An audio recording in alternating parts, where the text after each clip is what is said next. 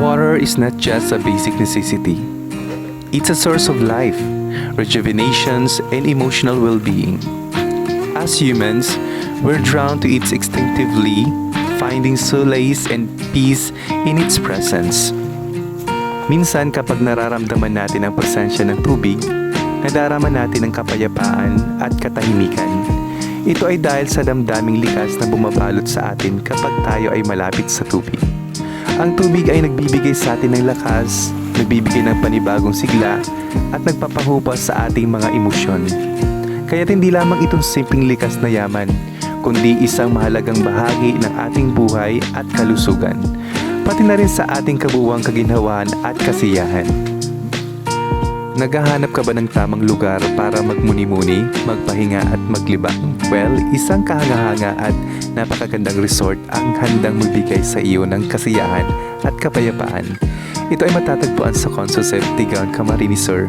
Ito ang Hibiscus Camp Resort. Bukod sa malinaw na tubig at malamig, dito mo rin mahanap ang katahimikan na hinahanap mo at napakagandang nature environment na napapalibutan ng iba't ibang halaman. As we navigate life's ups and downs, let's remember the wisdom of water, its ability to adapt, flow, and overcome obstacles. Like water, may we find resilience in adversity and serenity in chaos. Kaya sa ating paglalakbay sa mga magaganda at masasamang karanasan sa buhay, mahalaga na tayo ay mga lampag sa karunungan ng tubig. Ang tubig ay isang napakahalagang simbolo ng kakayahan na mag-angkop, magpatuloy sa pagdaloy, at malampasan ang mga problema.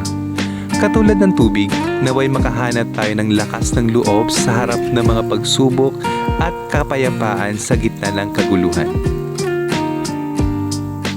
Thank you for joining me on this journey of discovery.